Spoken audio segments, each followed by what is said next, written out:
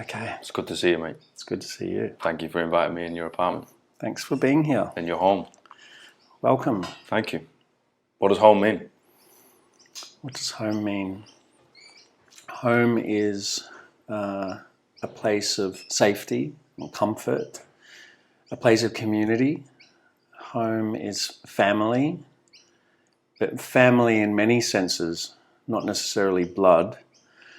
I think home is a place where you feel at ease, at peace, and whether or not that is a space that has four walls or whether or not it's an open space, it doesn't really matter. Look, I'm getting deep already, but Jump in, man. home, look, Earth is home, so I feel at home wherever I am. As long as I feel at peace within myself, I'm at home wherever I am. Have you always felt like home wherever you are? Yes and no. Interestingly, as a teenager growing up, I couldn't wait to get out of the western suburbs where I was. I didn't feel like I fitted in there, even though, I'll even go and visit my mum today and it feels like going home. Now that I'm not a teenager and now that I'm not there and I've traveled the world and I've done all that stuff and had home in many places, it is like going home when I go back there. But when I was younger, I couldn't wait to get out. I was like, this is not me.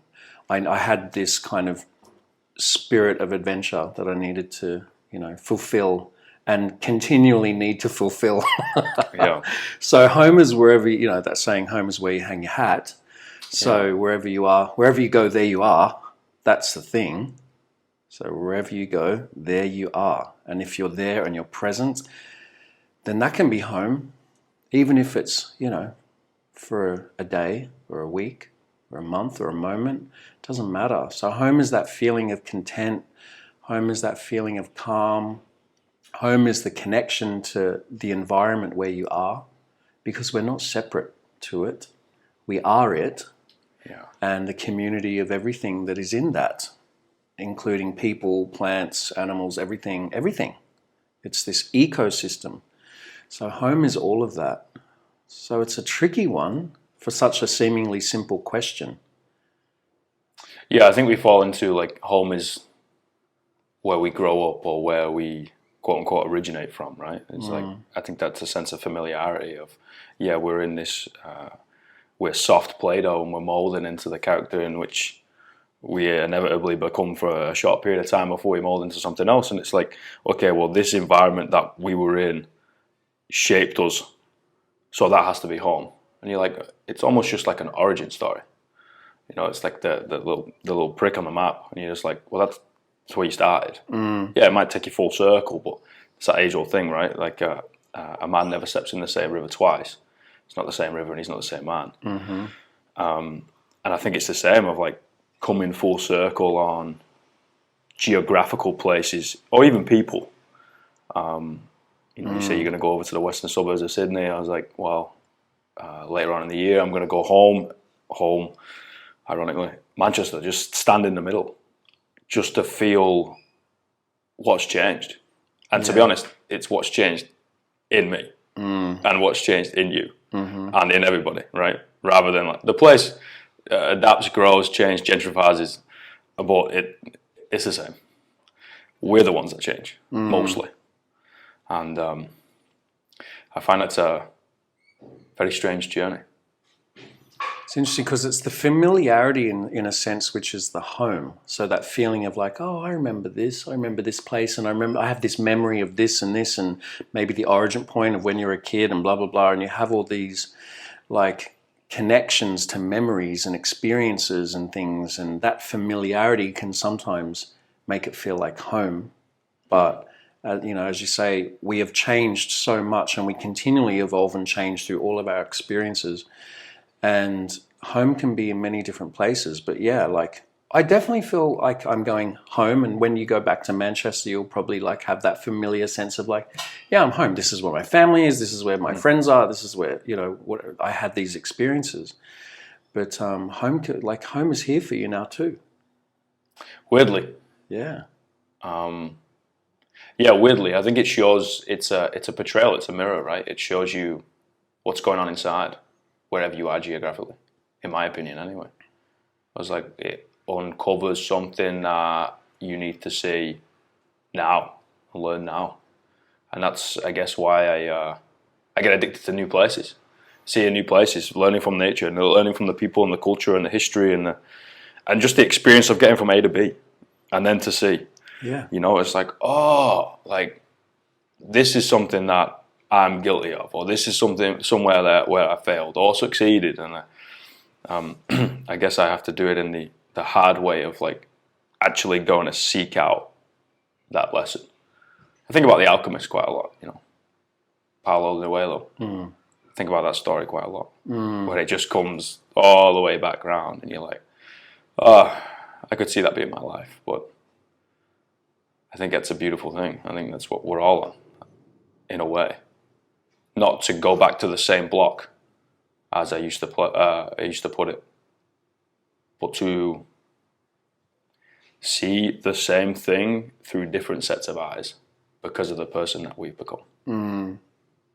The environment's a teacher in many ways. It's like you're having all these different experiences, but you're also like integrating into a community in the environment of wherever you are. You're learning how to take the bus here, do this, get the train here. You're getting a sense of what the energy is of the place.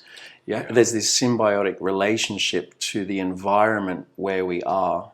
We're all breathing this kind of air and, you know, eating the food out of the ground and from the similar places. And yeah, so I feel like there's a deep connection to the environment wherever you are. Is there anywhere particular on where you've been on the whole world where you felt more connected with the energy of the place? Oh, totally. Yeah. Where are they? Usually in, you know, retrospect, thinking about it, these places of deep ancestral roots.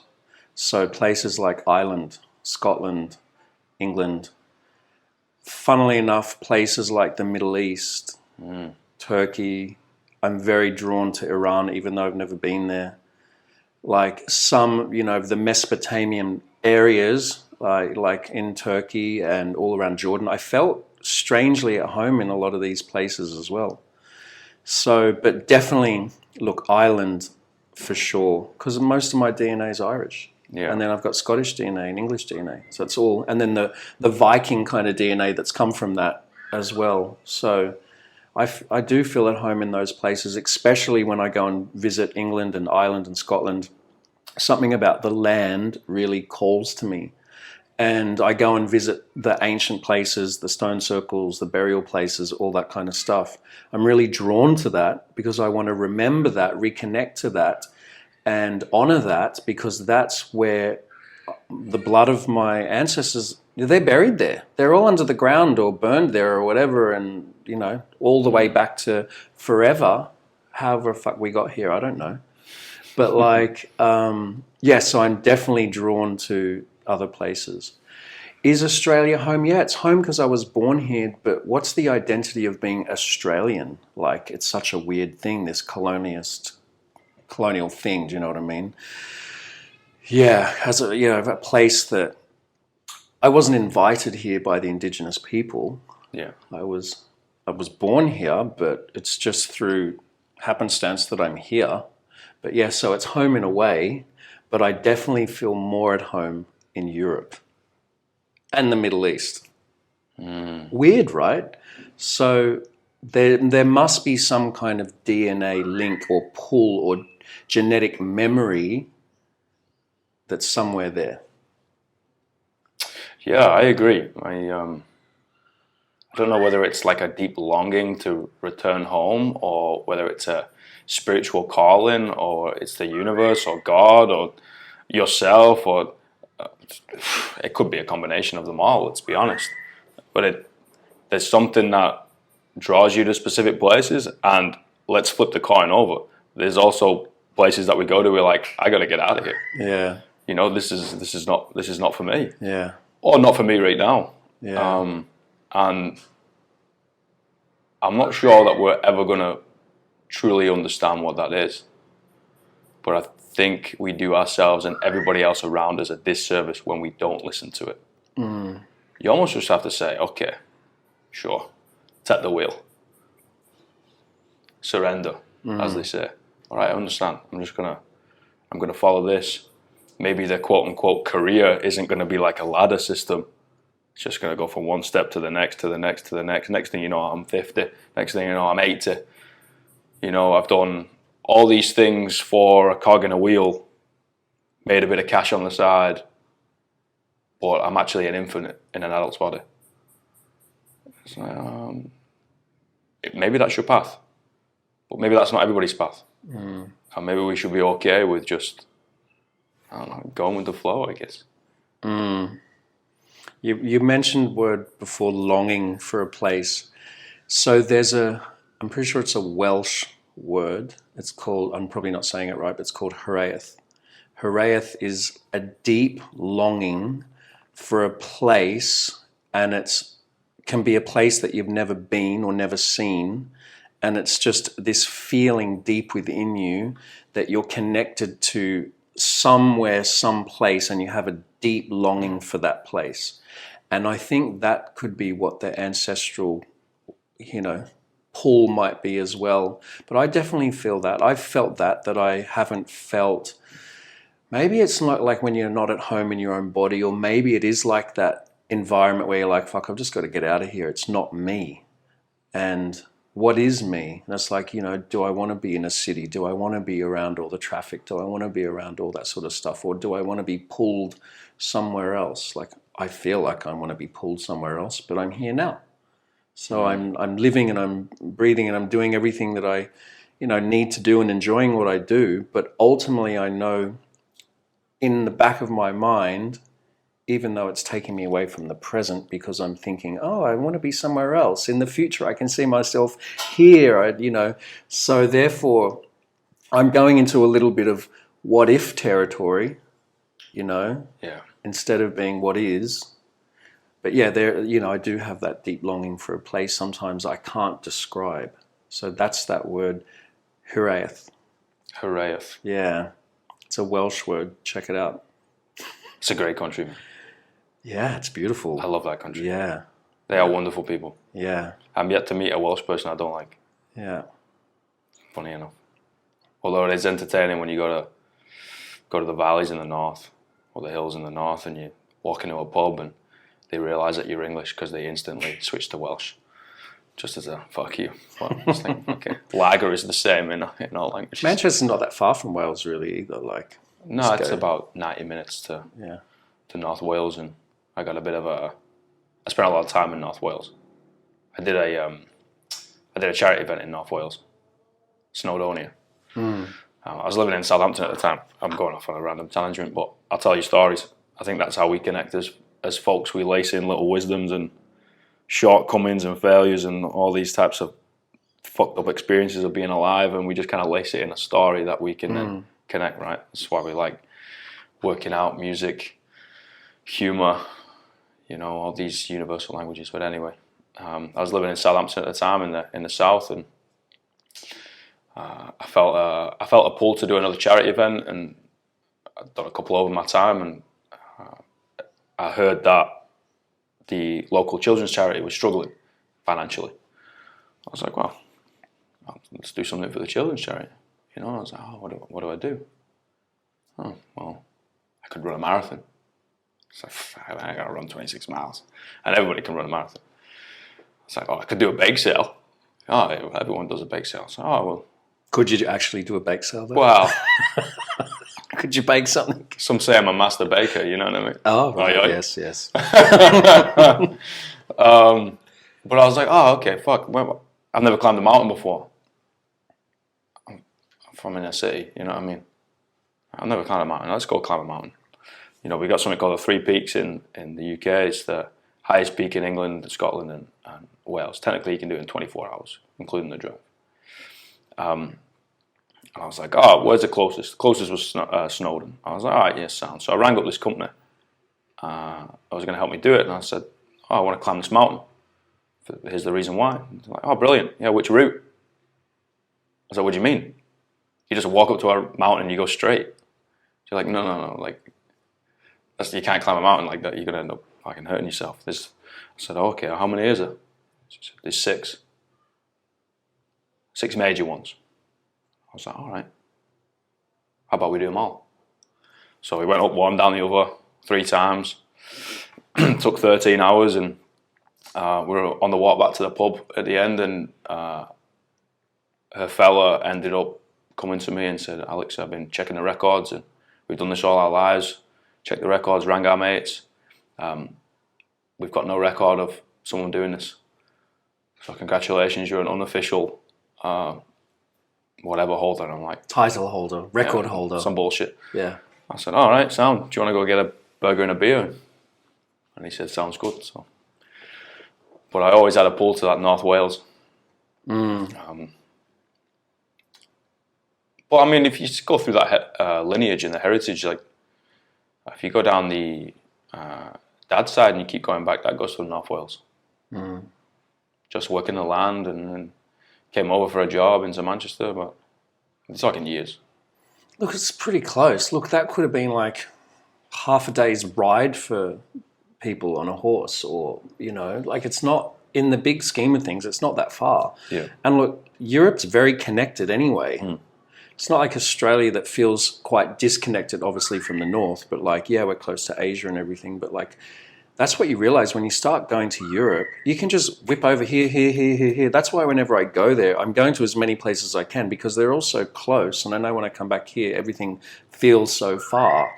And, I know that's just all relative, but yeah. What's it like growing up in a place that feels so far away from the rest of the world?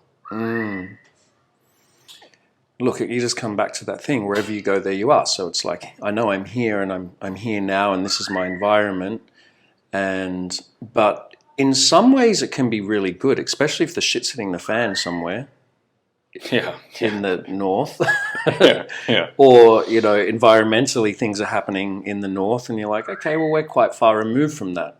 We don't get a lot of earthquakes here or anything like that. We don't have a lot of major natural disasters, except for fires and floods. Yeah, this place catches fire like every year. Catches fire because it's hot and it dries out. And, just like everywhere, I suppose, there are those seasonal big cleansers of fire or water or something.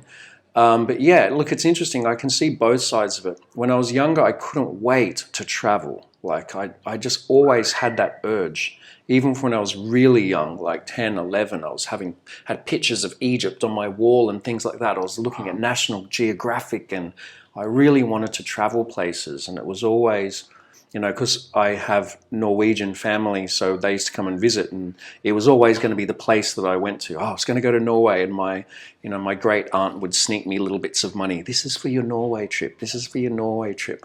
So it was always from a really young age. So that even when she was sneaking me money, I was probably like 6 or 7, and like that was always going to be the goal. Get out of here, travel, go to Norway, and then just see what happens.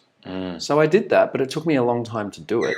But once I started doing it, I haven't stopped. Yeah. Like, I go back every year pretty much. I'm always going back to Europe. I'm pulled there. And I'll go and visit Norway. I'll go to somewhere through Scandinavia. I'll go through these old Celtic places because that's where I feel drawn to. And I go to all the ancient places.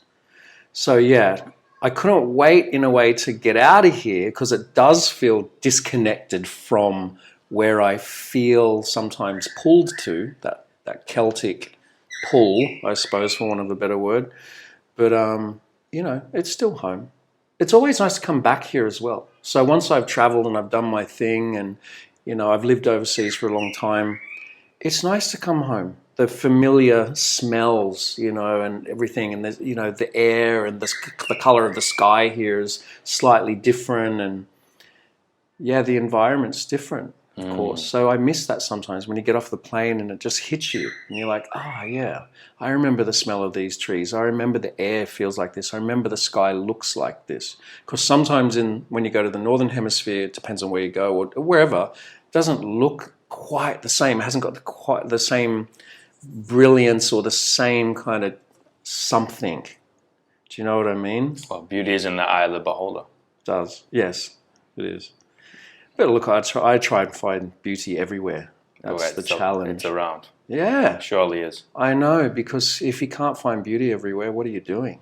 I think we fall into that trap of consumerism, modern society. I guess they're like, oh, pretty face, big arms, big tits, or whatever. I was like, that's Thanks. beauty. You're welcome. And you're just like, hold on a minute. Like, that's barely even the surface level. Like, barely even that. You're not even a scratch card. It's like there's got to be more to that. I think that word, I've developed my relationship with that word and stripped it down mentally. And beauty, what does that mean? It's like, to me, honestly, it's somebody's energy. It's the love shining out their eyes. It's how they interact with other people. It's how they express themselves. It's how they're unafraid to show, like, even their fucking darkness as well as their light. You know what I mean? It's like, hey, I'm not gonna be perfect. That's the point. The cracks in us, let the light shine out. I think that's beauty, rather than, oh, that's a pretty picture, and then that's it. So there's a reason why we have art. It's not because it looks nice on wall.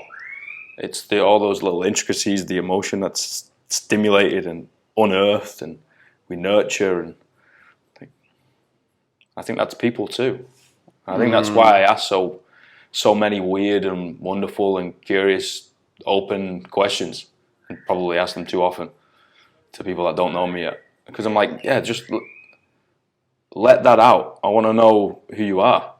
I want to develop a relationship with you as an individual. Deeper. Yeah. Not like I want to get to know you. I want to get to know you. I want to see your story, not like what you want to tell me. It's like, no, it's okay. It's like, you're going to be safe here. This is going to be an environment that is going to be okay. Even if it's just like a 1-for-1 and we never see each other again. It's like, you are safe to open up if you want to. That's my relationship with beauty. I went off there. Sorry. Do you feel like people come up to you sometimes, like people that you've never met before, say you're getting a train or a bus, or some random person will just happen to start talking to you? Or do you feel like some people are just drawn to you and just naturally want to talk? It depends whether I'm looking after myself.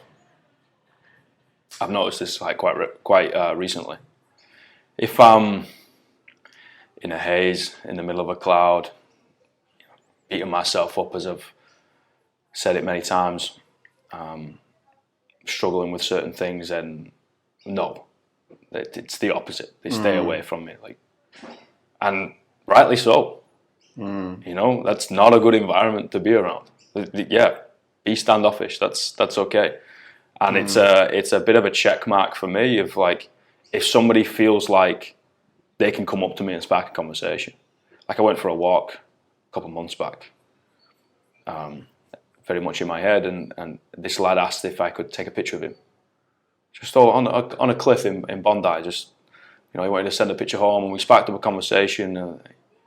He was from India. He wanted to send a picture home to his family, and I was like, shared names, and hopefully see you around. And as I was walking away, I was like, oh, Alex, you're doing the right things, because somebody felt like it was okay to enter your little sphere of influence and your bubble, and they felt safe enough to do so. Yeah. So yeah, when I look after myself.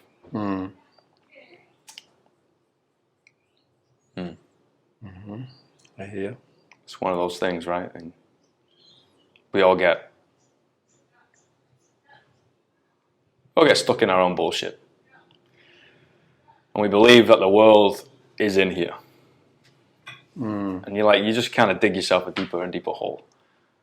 You gotta step out sometimes and be okay.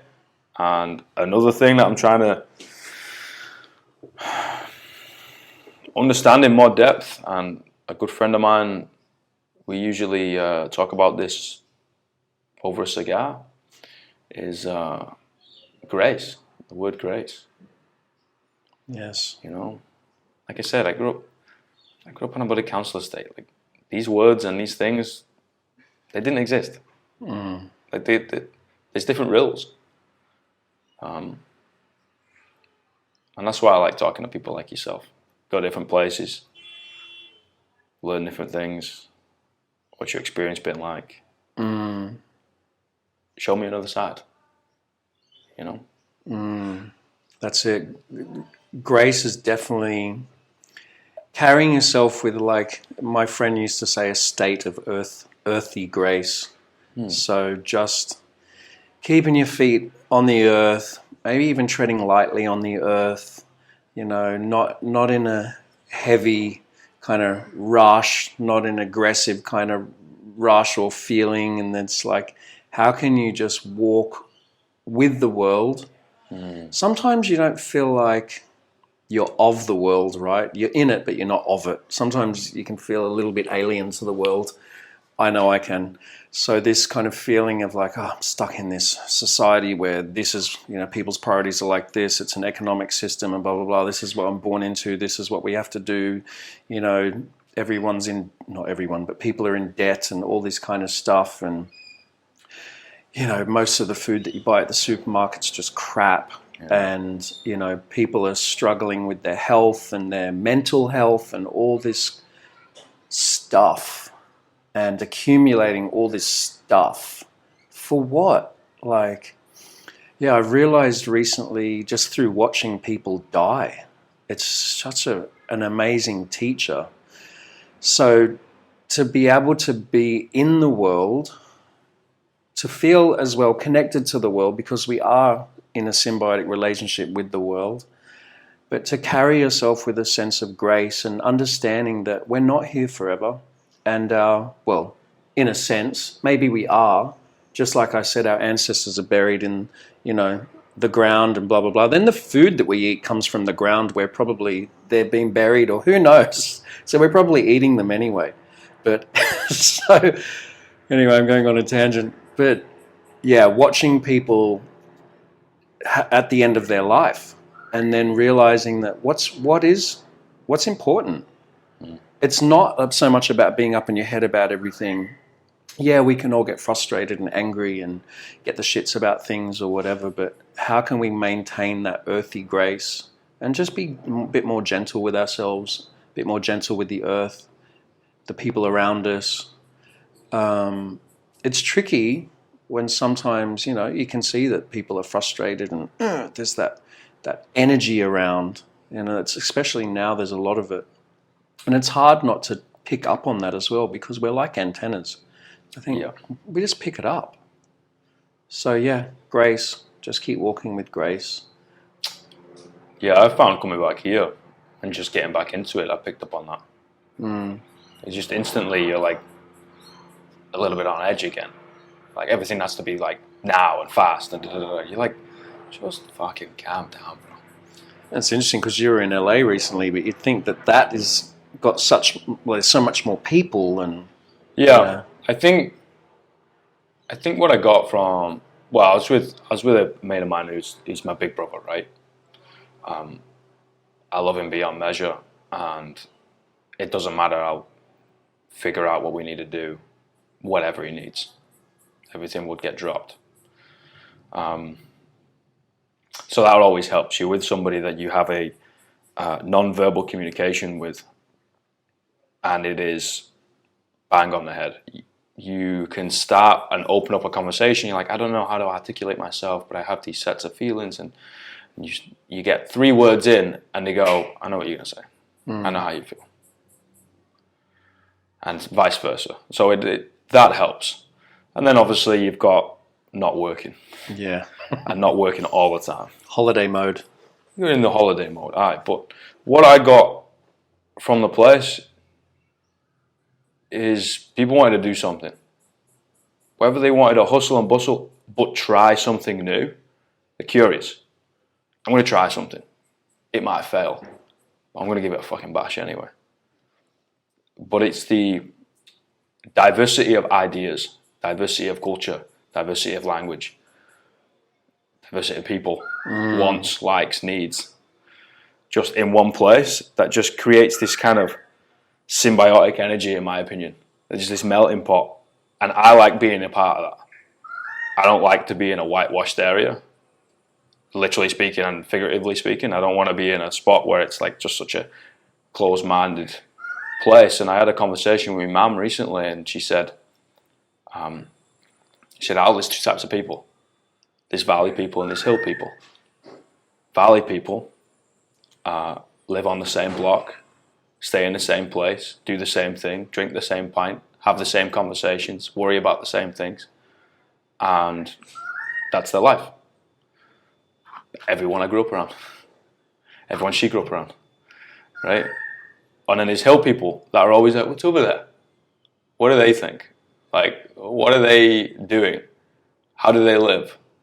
They're filled with more questions than they are answers. And they're curious and they're open-minded and they're free spirits, if you will.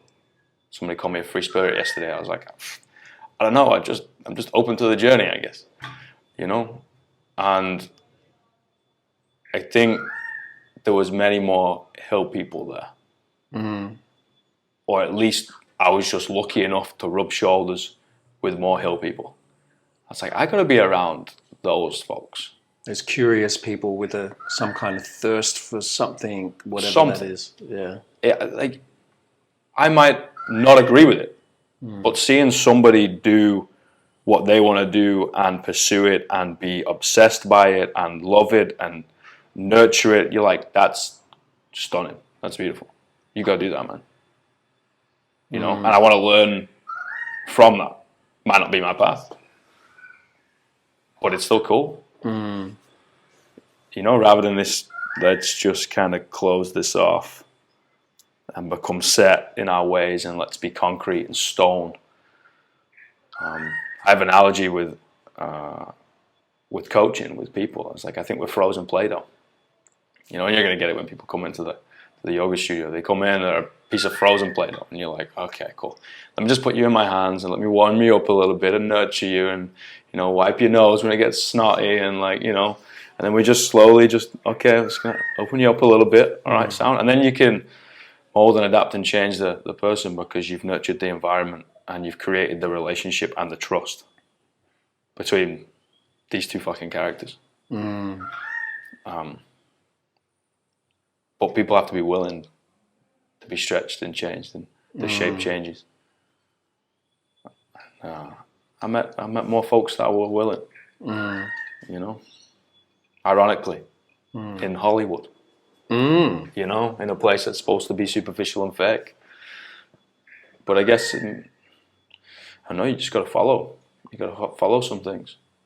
Yeah, and just find the tribe that you resonate with wherever you are, because your community and your tribe is important.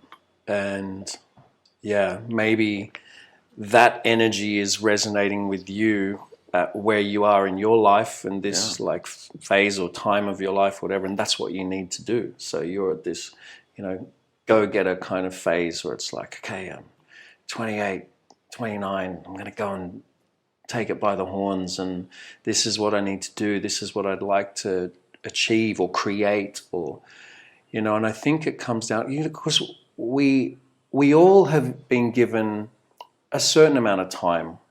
We're born in this planet and to a situation and whatever, and we don't know how much time we've got. Some of us might have 80 years, 90 years. Some of us might have 8 days, 8 years. Yeah. We don't know. And what you do with your time, I think, matters. And I think some people, look, we all do it. We might kind of waste our time and, you know, we sit and really not doing much, or we zombie out on the TV or whatever, or, you know, switch off. But it's our really most valuable asset. So, you know, I was thinking about this the other week because I'm 50, which is weird. It's like, fuck, 50, what does that mean? I remember when my dad was 40 and that felt like he was ancient. So now I'm 10 years past that when I remember him turning 40. And I'm like, wow, well, I don't feel the same. Like I don't feel like I look the same or act the same as my dad when he was 40 and 50 and all that kind of stuff. So anyway, I was thinking, now that I'm 50, how many more summers and winters might I have left? Will I have 30? Will I have 20? Will I have, you know, we don't know how many we've got left. But like, yeah, on a good day, sure, maybe I've got 30 left. 30 summers left. Okay, what am I going to do with those 30 summers? So that takes me to 80. I'm like, right, 80. Okay, well, I still want to have all my functions about me and all that. Hopefully I'm still doing what I'm doing and doing muscle ups and Muscle ups, baby. yeah, getting double unders finally. That was all the rope. I know. Yeah, I know. And the silks and all that kind of stuff. And I'd like to just keep moving, keep stretching, because physicality is really important to me. But I was thinking, okay, well, how much have I got? So therefore, it starts to matter what I do with my summer, with my winter, with my time, who I share it with, all that kind of stuff. It starts to really matter. And if I feel like I'm not living with that sense of grace and finding beauty wherever I am or whoever I'm around, then I'm wasting my time, and I don't have time to waste anymore. Yeah. That's it. So it's like, but we all have that. But some of us forget.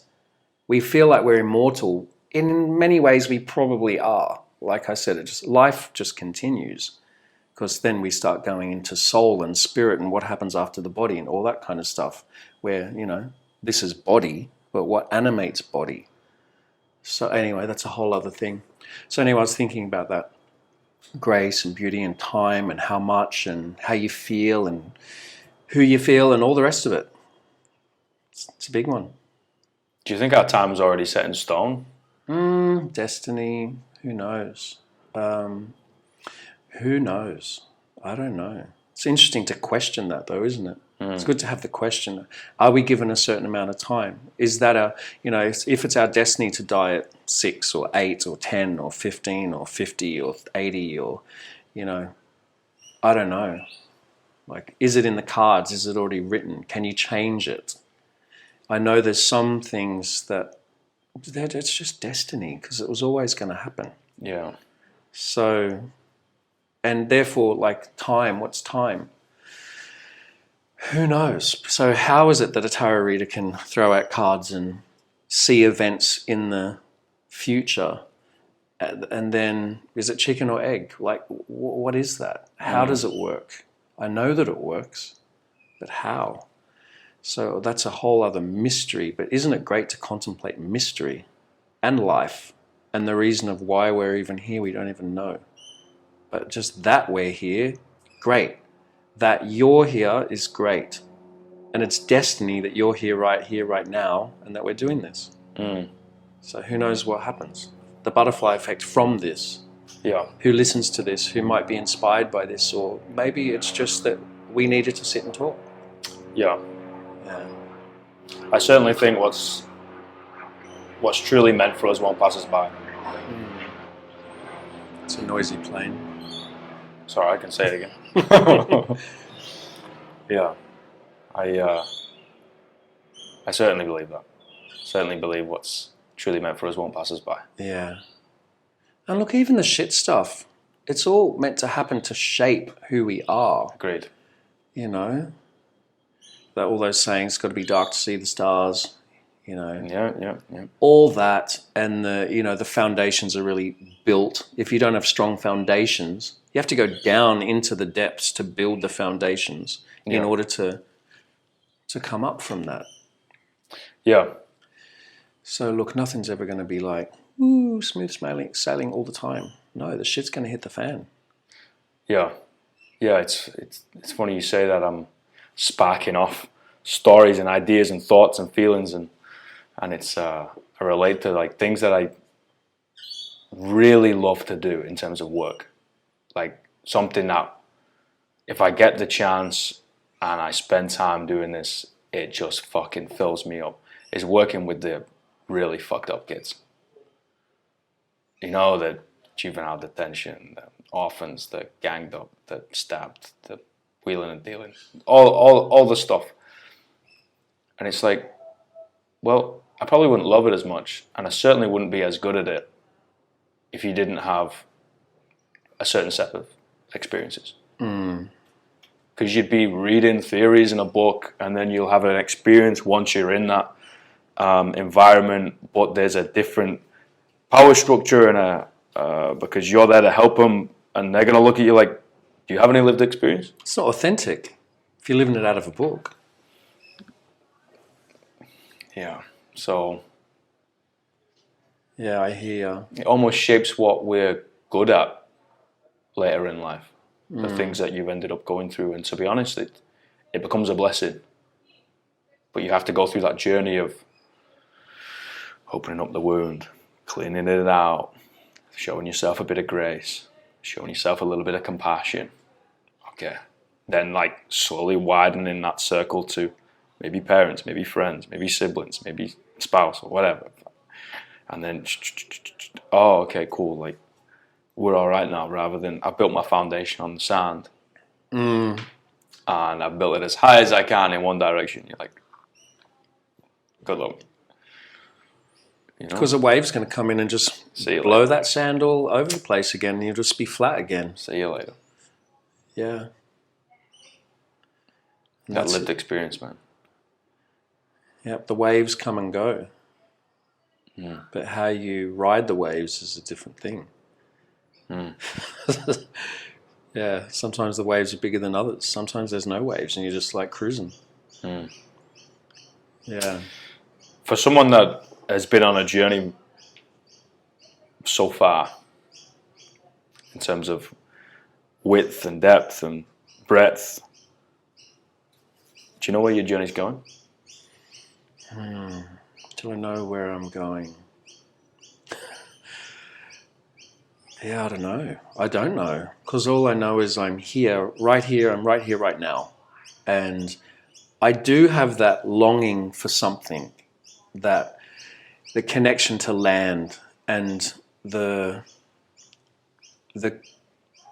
capacity to nurture land and grow food and to have a dog and a fireplace and my piano and a quiet life where I can walk out and see the stars and have a fire outside and, 50 acres or whatever it might be.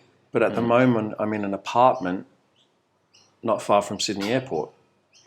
And that's fine because it's beautiful where I am and I can find the beauty where I am and I enjoy what I do. I enjoy teaching yoga, teaching people movement and all that kind of stuff.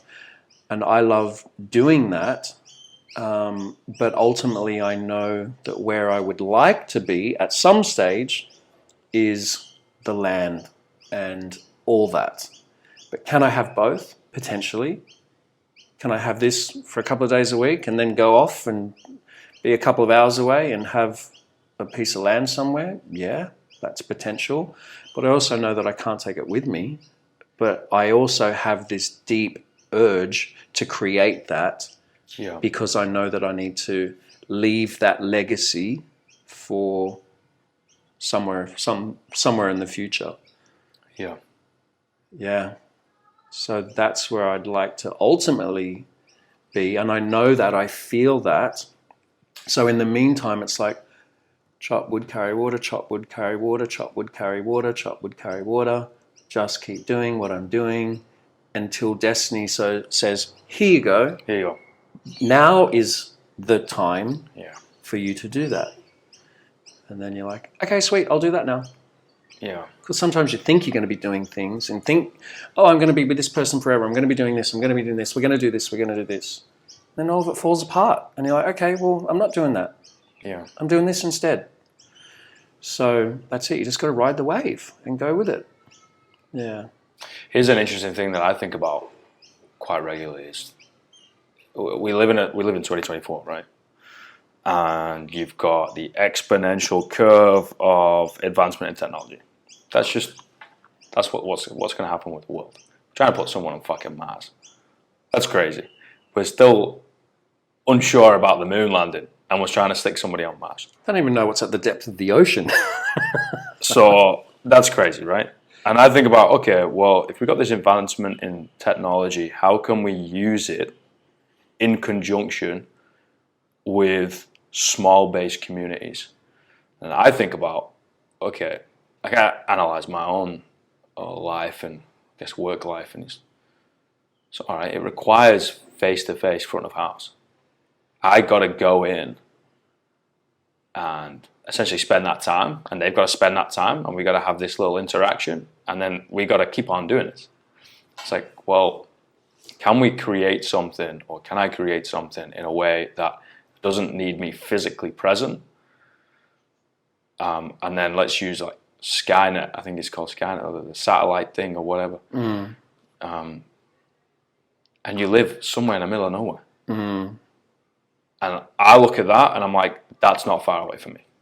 Yeah. Like that is something that I'll do, full stop, and that is not far away.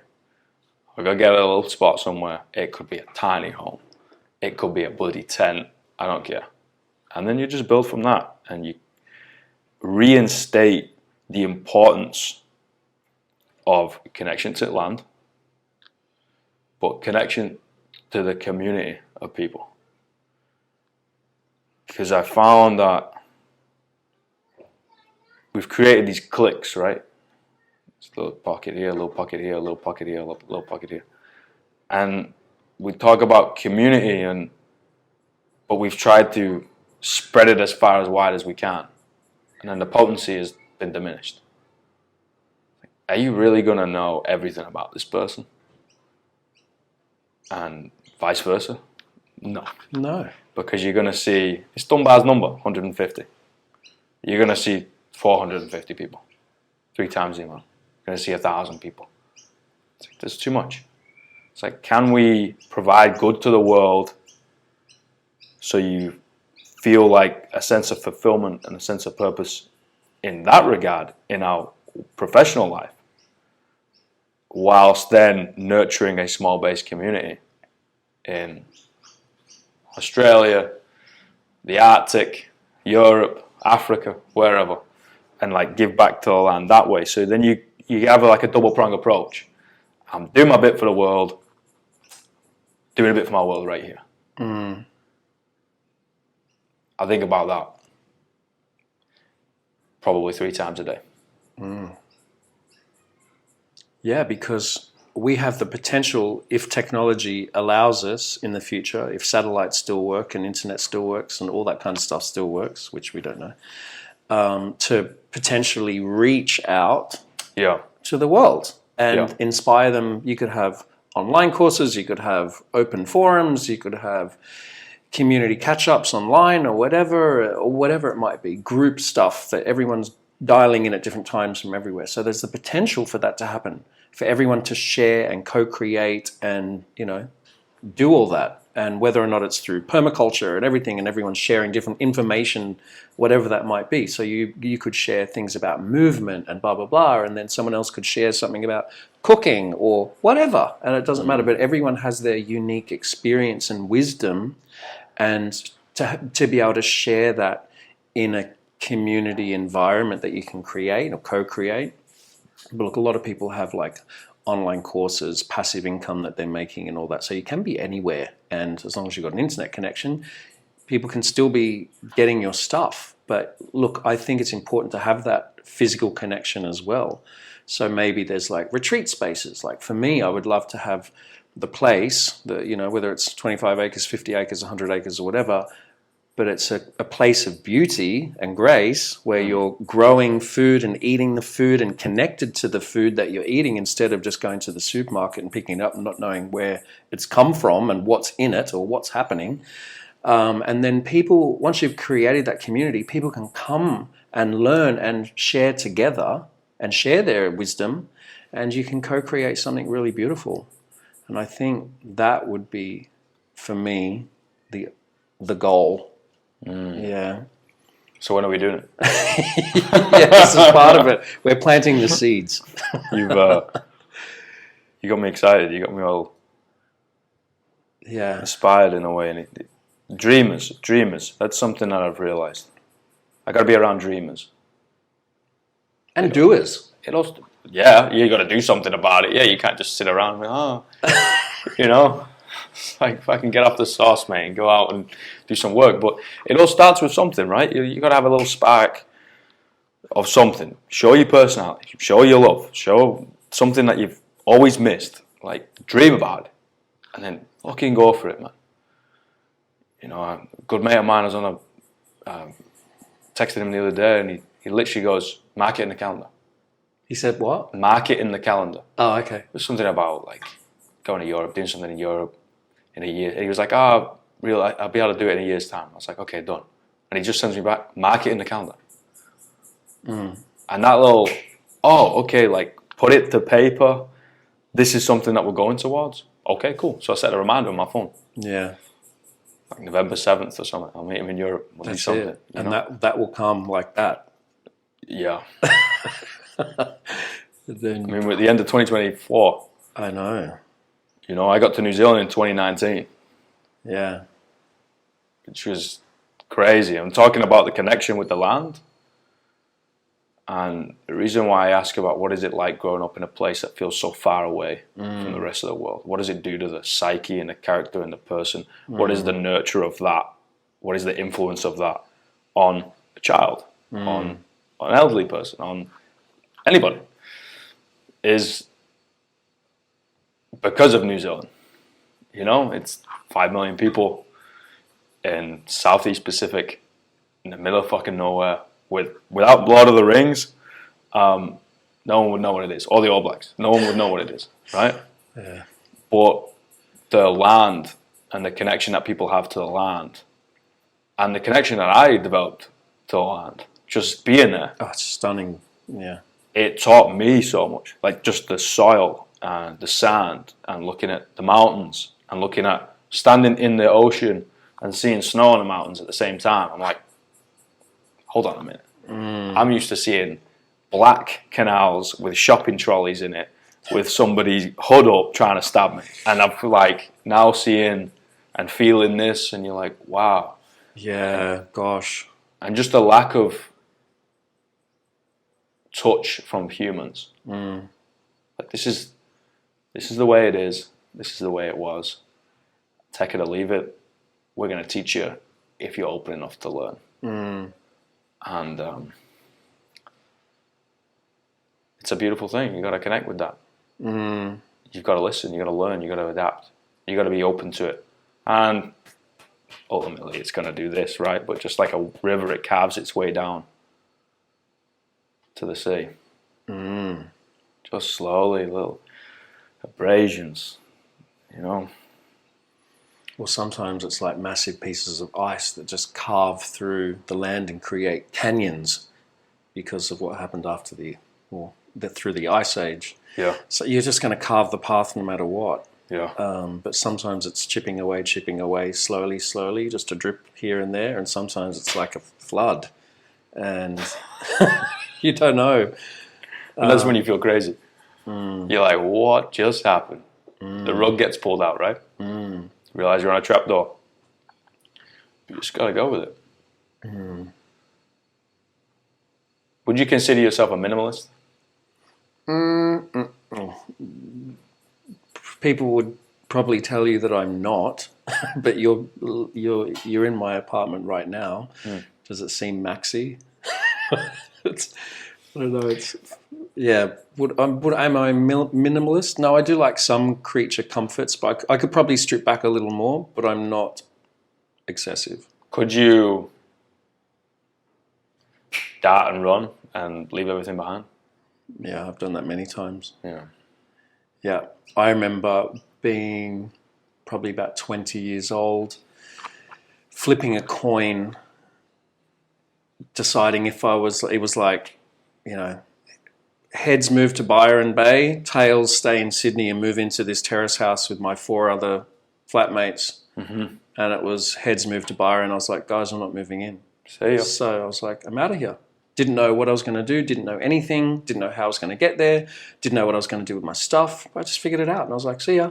And then I landed in Byron. I'm like, okay, I'm here. Now, what do you want to do with me?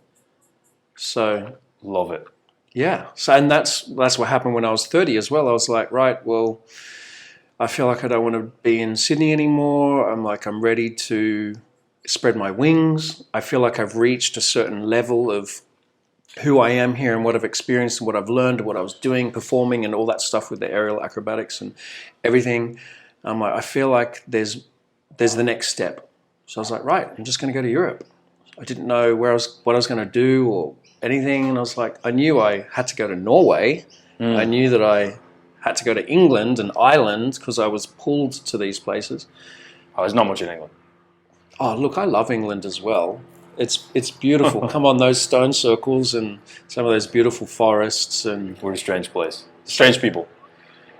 It's a great place. It's, yeah. I can find the beauty place. wherever I am. And there are beautiful people there too. There's a lot of beauty there, man. Yeah. There's a lot of beauty there, yeah. And I was talking to a friend of mine yesterday. Like, I feel like I have a lot of close friends there because I lived there for 10 years. You know, I was in Birmingham for 5 years, which is not So sorry. too far. I really love Birmingham. I go back every time I visit. I go back to Birmingham, and people find that strange. Yeah, it is. But you know what is strange? Finding out some of my ancestors are born and buried there. Wow. And not knowing that till after. And I was like, how of all the places in the world, I lived in Birmingham for 5 years, and it turns out that my great whoever is buried in the cemetery not too far away. Like, random stuff like that. What was your 5 years like in Birmingham? Look, it was full. It was, you know, like I lived in London for 5 years. I lived in Birmingham for 5 years and around that area. So it was... yeah, it was beautiful. Like, I would go and explore crop circles when they popped up. I would do all the stone circles and all that sort of stuff. I was always like going out and going to places. I was going to Wales all the time and everything as well. We'd go to Manchester. Great place. And I performed. So I was performing everywhere. I was getting paid to go to these places and do my thing and explore the world. But Birmingham for me, it always has a soft kind of place in me because of my friends there, because I was teaching lots of yoga there, and I was, I had a good routine there and a good community there, and I still I go back because of the community. So some of my close friends, and I'll go back and I'll teach at the studio where I taught at and all that kind of stuff. And it's probably got that other connection because of the great whoever that's buried in the cemetery and the people that lived there. So yeah, it always has a place. So like England always has a place somewhere because my grandfather was born there. And my other great-grandparent was born in Ireland, and both sides of the family are from Ireland as well. So that's always going to have a place. Just like Scotland, if you keep going through the tree, you see all the Scottish line and everything. And I just know when I go there, I feel at home. So it's the same with Birmingham. It's like it's familiar. It comes back to that first question, what's home?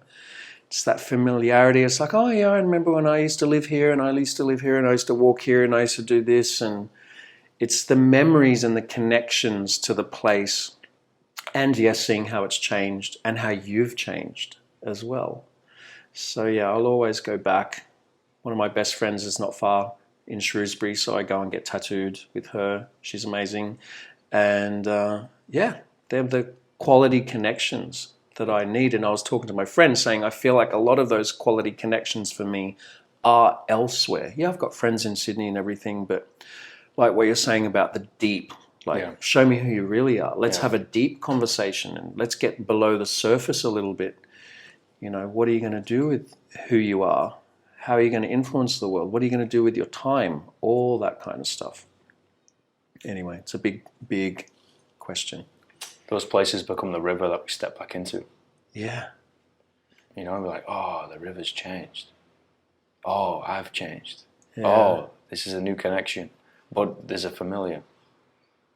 And that home, that's why I ask. That's why I ask that home question. Is it gives you a dip into somebody else's reality, so then you can start to understand somebody's story of who they were, who they want to be, and who they are now. And you said you want to develop connections with people that really, the good stuff. The good stuff. That's not this surface level, swipe fucking up, down, left, right, whatever. I'm in, I'm out, fucking front door, back door, see you later. It's like, no, let's get to the good stuff. The shit that you leave, you're like, fuck, I feel on fire right now. I feel really full. Good mate of mine uses the analogy of these conversations is like taking a glass and filling it up from a deep well. Every time he feels a little empty, he sends me a message. Sound. We go to the same spot, similar spot where it's raining. We go inside. If it's not, we go outside. We sit with a cigar. We look at the fucking sunset and be like, "What's on your heart?" It's just, a deep connection with people. Mm-hmm. And I think most of us are scared to do that because they haven't got that relationship with themselves. Mm. They don't want to open that Pandora's box. Mm. They don't want to see whether the cat's alive or dead. Because sometimes ignorance can be bliss. It's like, well, I don't want to think about it, so therefore I'm just going to be in my blissful world, and I don't need to go down deeper. I don't really need to look at things and shake things up. But is that enough? Sometimes it could be. Yeah, sometimes it is. Yeah. And that's the rules that they want to live their life with. Who are we to say it's wrong? Mm. That's absolutely sound. You want to play by those rules? Do you want to live by that? No problem. But that's just not how I want to live. It's not the rules I want to play by. So we're going to play separate games. Mm. And that's all right. There's fucking 8 billion people in the world. We don't all have to be friends. No. And there are different types of people, like what you're saying about the valleys and the hills, and there's takers and there's leavers, and there's people that give and there's share, and there's people that just want to keep taking, and there's just different kinds of people, and that's okay. And then we gravitate towards the kinds of people and the tribe of people that we gravitate to for whatever reason, whether or not it's something that speaks to us ancestrally, or whether it's just we have similar values, or whatever it might be, goals, dreams, visions, possibilities, the same language, because the language is important, because the language is like the culture of a place as well, even the slang and everything as well, where you're from, and Birmingham and everything. It's so fascinating how, like, from Birmingham to Manchester, which is not that far away, 90 minutes, you can jump on a train and, like, the accent is changed quite drastically. Massively, yeah. But it's the localized culture. It's the industry. It's the history. It's even when the UK was not a united kingdom, England was not a united kingdom. It was separated into kingdoms of, like, why were they different? Why was it feudalism? And what did they want to do? Like, we got fucking Game of Thrones. The reason why the United England as a country is because of the bloody Danes. If they wouldn't have come over, like, we still would have been separated. It would have been like Wales would be 4 parts, England would be like 7, Scotland wouldn't be a thing. It'd be all these, like, 4 parts, 5 parts. We're different people on this weird small piece of land that never really wanted to be one thing. They just wanted to be local tribes, and we just wanted to stay here. And that's why I got so much empathy with Amazon tribes, with African tribes, with South American tribes, with Asian tribes. I was like, I get you. Like, I understand. Like, you walk the streets of Manchester for me, Birmingham for your friends, maybe yourself, and you're like, oh, I understand. Like, this is it. This. I want to be able to nurture this. Then we were forced into, like, all of this. And I understand why you'd be like, I've got my little hut. I've got my mate's little hut. I'm going to care about the kid. I'm going to care about their kid. We're going to try and build this thing. And, like, understand life. Pass on a little bit more wisdom. Not, here's a bit of debt, or here's a house. I get it. I understand. We play that game. Like, we also need to be realistic too, right? Because we live in a world where money is the thing. It is the thing. Okay, cool. But we can't be 100% on it. Or at least I can't. Because a part of me dies. And you also can't be 100% hippie. You could, but... You'd starve. Exactly. And it's like, well, let's try and get somewhere in between here.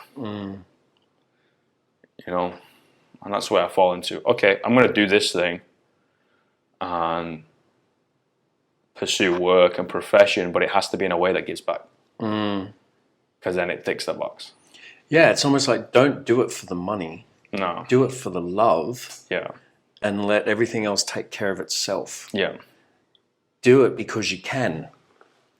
Do for the doing. One of my good friends, do for the doing, be for the being, love for the loving, live for the living. Just do it because you can do it. Not for expecting or assuming something else is going to come as a result of it. Yeah. Do it because you can do it. It's pushing our expectations onto something else. And managing our own expectations, I think, is vital. And that's something that I've fucking failed to. Because you live 5 steps down the line. Yeah. You live 20 years down the line. You're like, but that little projection doesn't exist. It could. And I think it's having that gift in a way, or the ability to, like, you meet someone, you try something, you go to a certain place, you start a career, and you're like, where could this potentially go? Can I see it going somewhere? Yes. Okay, let's start to walk down this path. But then you have to pull yourself back and start to walk down that path slowly. And if you can't see it going anywhere, don't see it being your place. Don't see it being your career. Don't see it being whatever. It's like, then don't fucking do it. But you have to be able to get yourself back to now. It's like you can have the idea of where you want to be, and the not necessarily the expectation, but like the vision of where you want to be, and almost like work backwards. It's like, okay, well, if I know that there, whatever that elusive thing is, work backwards a little bit. Okay, what are the steps I need to take in order to reach that thing, whatever it is? But sometimes it's the want. It's like, oh, I want this, I want this, I want this. And it's like, that's kind of reaffirming that you don't have it. So can we live in the now and live in a way that it's like you're already surrounded by it? Yeah. It's tricky though. It's tricky if you're in a shit situation like a council estate in Manchester where people are doing whatever, and you know there's drugs and there's crime and there's this and there's that, and then you're a person that's like got a different way of thinking, and you're like, how am I going to get out of this? Yeah. What are the steps I need to take in order to get out of this? You know, sometimes it's a matter of timing and all kinds of things. I think lots of people can get out of those situations. I really do. I really do. I think a lot of people can get out of similar situations and similar experiences. I think the real problem and real personal issue lies is being able to drop the mindset needed to get out of those situations once you're out of it. For example, you're no longer in a violent environment, but you'll jump at shadows. It's now the deconstruction of the character that you needed to create and facilitate to get yourself out of that physical environment. You need to deconstruct it and then almost just like relearn who you are, who you were, who you were meant to be, who you always were. And like allow that to feel safe, allow that person to feel safe, and open yourself up, be vulnerable in a different environment, a different space, because you could never do that. Back in the day, you had to fabricate this whatever character. And I think once you're out of it and that deconstruction and that relearning who you are, I think that's the harder part. I genuinely think everybody can get out if you make the right decisions and you just give yourself no option. It's just people succumb to the valley environment. You know, like, oh, I had no option, so I had to do this. I was like, well, technically you could have just made yourself homeless, ran away, figured it out, got a job, showered in the sea. You could have. Yeah, I did. Yeah. So you could have. Exactly. You know, we've met enough people sat across the table that like people have done it. You could have done it. Yeah. But the difficult part is now. We got a little comfort around. We live in a place that like make a decent enough money where you can afford to live.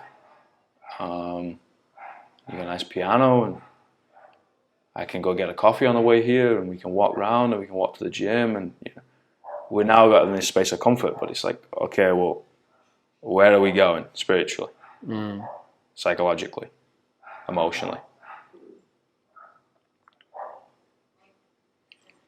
Yeah, the person that was like, wants to take those steps and get out of that situation that they're in, they need to also realize that there's probably going to be hypervigilance and trauma and things associated with everything that's happened around them through an extended period of time or whatever, and find a community where they feel safe enough to express and to process some of those experiences, and then to not let those experiences necessarily define them by constantly living back in the past. Yeah. So can we now go, okay, yes, I understand that everything that's happened to me has brought me to this situation where I am now. Thanks, destiny, I'm here. Now, where am I going to go? Yeah. But I can't go, 20 years ago this happened to me, 30 years ago this happened to me, whatever. And it's like you're constantly being consciously pulled back, and energetically your energy is moving back into a what was situation, or whether or not it's also a what if situation in the future. It's like, I know I want to do this. I know I need to be here. I know I need to be here. I don't feel happy where I am now. I need to do this. So you're constantly going, what was, what if, taking you away from what is, and what is the power of the present moment. And you're like, okay, this is where I have the power to voice, the power to change, the power to feel, the power to create, whatever it is. So yeah, it's interesting. I could just keep going down that rabbit hole. Brother, you go. Take me with you. Hold my hand. Yeah, because, energy follows thought, right? It's all particle and wave. So everything is particle and wave and frequency. So thoughts have frequency. So there's certain wave frequencies that are taking us onto that level. Then there's frequencies and patterns that are taking us on this way. And there's frequencies everywhere. And, you've heard it say, people are like, are they on a high vibe or a low vibe or whatever, or this different vibration. It doesn't matter necessarily about high or low. It's nothing even hierarchical. It's like, what is the frequency that you're aligned to, and what are you attracting in your life right now? So you can be in a frequency of the past where, okay, I suffered, whatever it is, or I was oppressed, or whatever it was. Or you can be in a frequency of, I don't have that yet. I don't have the car. I don't have the house. I don't have the land. I don't have the perfect relationship or the family or whatever. And it's like that. Those frequencies are taking you away from the present.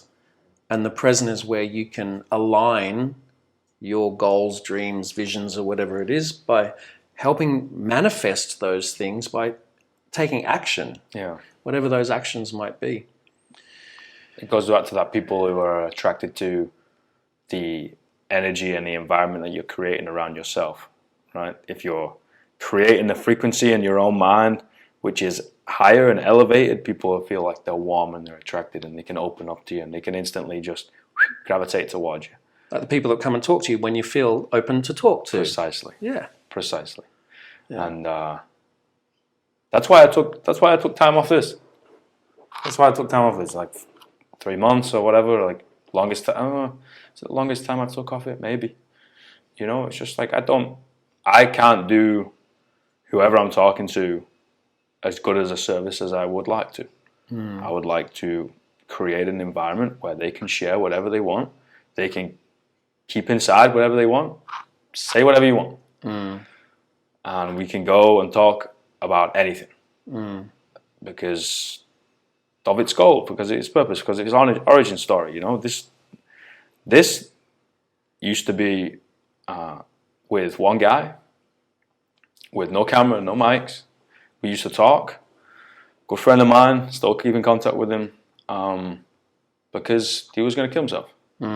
So we talked, and we stayed in touch, and his life changed drastically for the better. I went to go see him last time I was at home. Second to last time I was at home.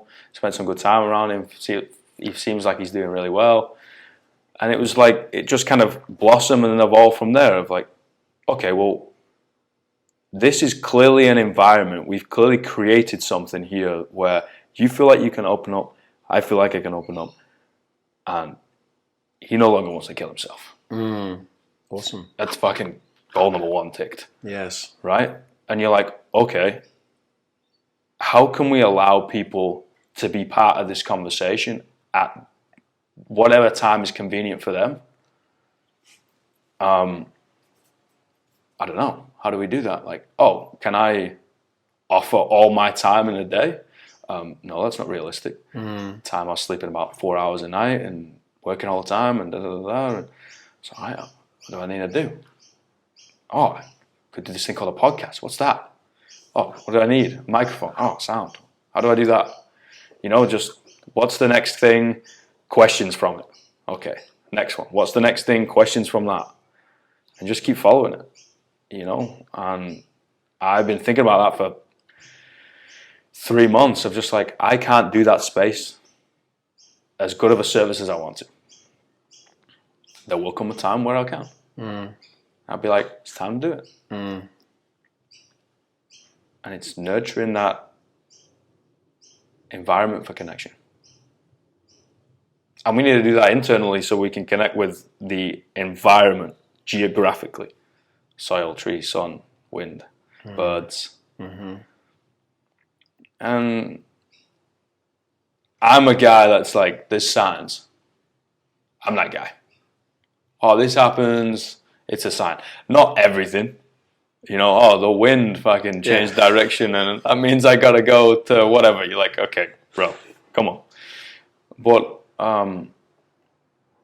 if you're open enough,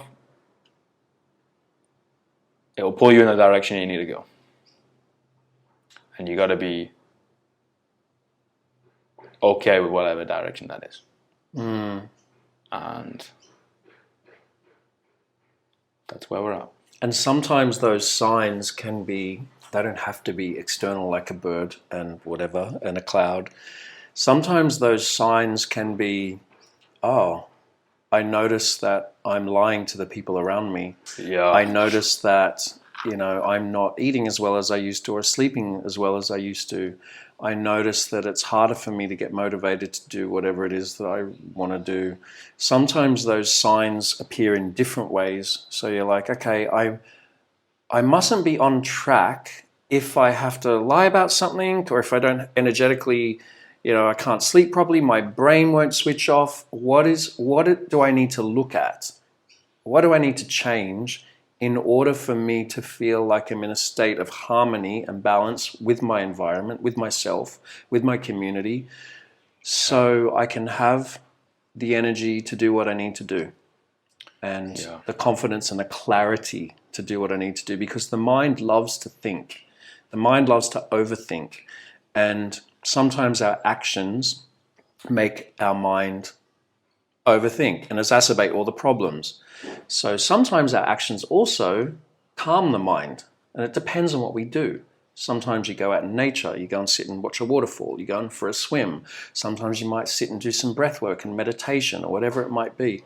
So there's tools that you can utilize in order for you to calm your mind and at the same time understand and recognize when those signals are happening in your life, when those signs are there to go, oh, okay, this is not the path I'm actually meant to be on right now. The shit's hitting the fan for a reason. Yeah. I'm stressed for a reason. Yeah. I need to change something. So what do I need to look at? What do I need to change? Okay, let me start with my sleep. I'm going to go to bed at a certain time every night. Let me start with my food, my diet. Okay, I'm going to make sure I don't eat as much crap. Maybe it's alcohol, maybe it's drugs, maybe it's whatever. And it's like, okay, what do I need to assess and reevaluate in order to feel my optimal self? Mentally, physically, it's the same. It's all connected. Yeah, the big one for me is I start grasping at vices.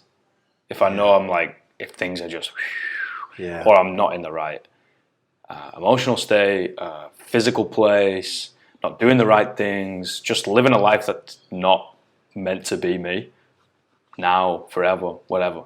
I grasp at any vice, and it's never enough. Maybe that's just us being men, like idiots. But it's never enough. One bottle's not enough. You need 2. You need 5. You need 20. You need 50. And then I always find that when I'm in a state of tranquility and I am being myself, LA is a great example. Felt like I could be myself. I can have it. I cannot have it. I can drink. I cannot drink. I'm having a good time. I'm dancing anyway. I'm out on the balcony or at the beach writing. I'm having a good time anyway. I'm meeting new people. I'm being myself anyway. If not, I'm fucking anxious. I'm freaking out. I'm overthinking. I'm like, all right, where's the next whatever? I need to go work out. I need to drink. I need to fucking. And maybe that is an individual thing. I do think it is definitely a male thing because we are definitely the dumber part of the species. 100%. We think it's all kind of like instantaneous physical. It's like, can you just sit down and think for a second? 2 steps. 1 step. Do yourself a favor. Think 1 step ahead. Because where does that lead? And you're like, no, I got to have it now. You're like, for fuck's sake. Gets a bit pent up. Maybe it's testosterone. Who knows? Yeah. Or maybe it's the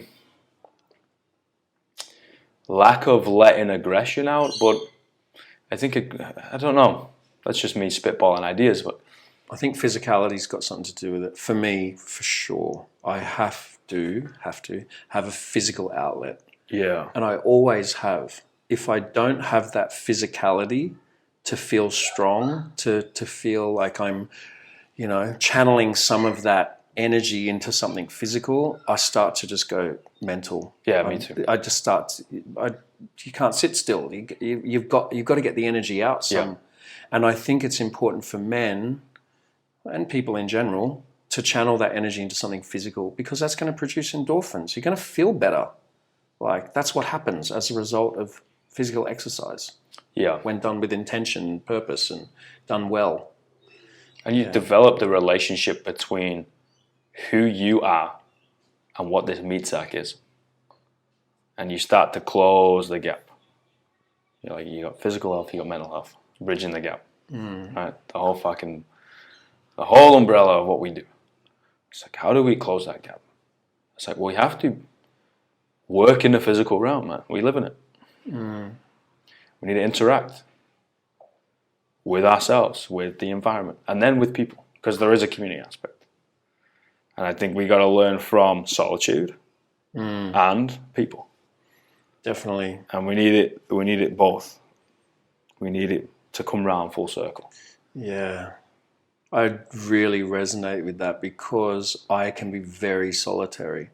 Yeah. Yeah. And I look, that's natural as well. I think, I can be quite reclusive. I can pull back a lot. Yeah. And I want to go off and just, I can not very easily not talk to people and very easily not be social and all those things. It's almost like I have to force myself to go and be social, to reconnect to community, because it's easy just to unplug and go, just deal with your own shit, everyone. I'm just going to be quiet. And it's in the quiet and the calm that, you're doing that deep thinking and planting those seeds as well. So I definitely do struggle with that.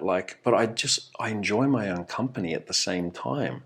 So it's tricky. If I like being with myself and I don't feel like I need to be around lots of people, then what's the problem?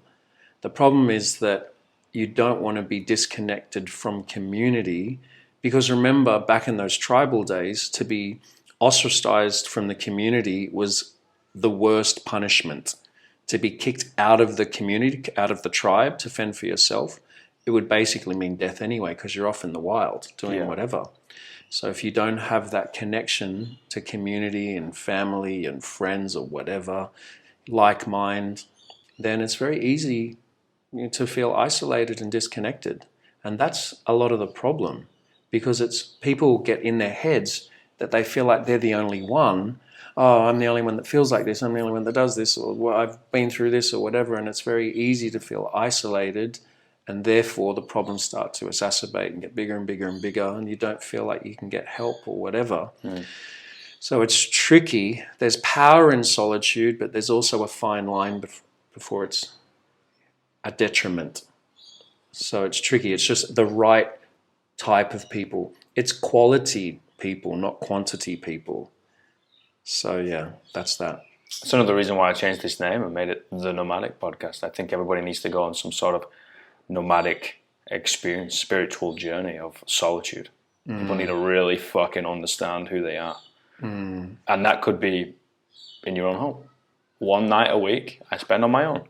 Or that could be the extreme. You pack your bags and you run off. Like, you know, I remember I drove from Auckland to Queenstown, which is 2,000 Ks, and I packed my bags in like 15 minutes and deleted everything from my phone, every app, and drove straight, slept in the passenger seat. I didn't speak to anybody for, I think the first time I spoke to somebody was when I had to go into a petrol station rather than a pay at the pump, and it had been 5 days.